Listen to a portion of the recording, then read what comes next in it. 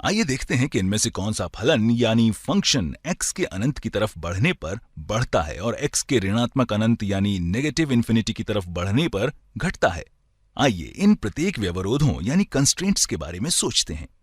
अब देखते हैं कि x को बढ़ाने पर कौन सा फलन पहले बढ़ता है।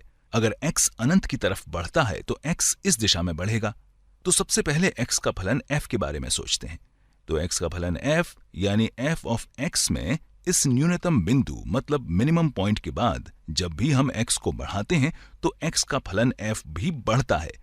इसलिए x का फलन f हमारे पहले व्यवरोध यानी कंस्ट्रेंट को संतुष्ट करता है। अब x का फलन g यानी g ऑफ x के बारे में सोचते हैं। जब हम ठीक इस न्यूनतम बिंदु से आगे की तरफ जाते हैं और जैसे जैसे x के मान को अनंत की तरफ बढ़ाते हैं वैसे वैसे x का फलन g भी ऊपर की तरफ बड़ा होता है। इसलिए यहां x का फलन g भी हमारे पहले व्यवरोध को संतुष्ट करता है। अब x का फलन h यानी h ऑफ x के बारे में बात करते हैं। जैसे जैसे x धनात्मक अनंत की ओर बढ़ता है वैसे वैसे x का फलन h घटता हुआ दिखता है। तो हम कह सकते हैं कि x का फलन h पहले व्यवरोध को संतुष्ट नहीं करता है।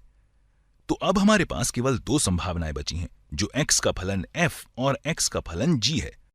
अब हमें पता करना है कि इनमें से कौन सा फलन x के ऋणात्मक अनंत की तरफ बढ़ने पर घटता है। चलिए इसके बारे में सोचते हैं। जब x ऋणात्मक अनंत की ओर घटता है, यहां हमें इसी दिशा में चलना है। तो पहले x का फलन f की ओर ध्यान देते हैं। हम देख सकते हैं कि यहां x का फलन f ऊपर और नीचे की तरफ दिखता है, लेकिन जैसे ही हम इस उच्चतम बिंदु पर आते हैं, यहां ये उच्चतम बिंदु है और ये न्यूनतम बिंदु है, और जब हम इस उच्चतम बिंदु के बाईं तरफ बढ़ते हैं तो x का मान छोटा होते जाता है। हम देख सकते हैं कि हमारा फलन घटते जा रहा है। तो ये फलन दूसरे व्यवरोध को भी संतुष्ट करता है, क्योंकि x को ऋणात्मक अनंत की तरफ घटाने पर यह फलन भी घट रहा है, इसलिए ये इस व्यवरोध को संतुष्ट करता है। चलिए x का फलन g यानी g ऑफ x के बारे में सोचते हैं। अब यहां ये न्यूनतम बिंदु है।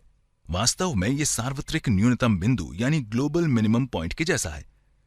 तो जब हम ठीक यहां इस न्यूनतम बिंदु पर पहुंचते हैं और अगर x को ऋणात्मक संख्याओं की तरफ अनंत तक घटाते हैं तो हम देख सकते हैं कि x का फलन g घटने के बजाय बढ़ता है।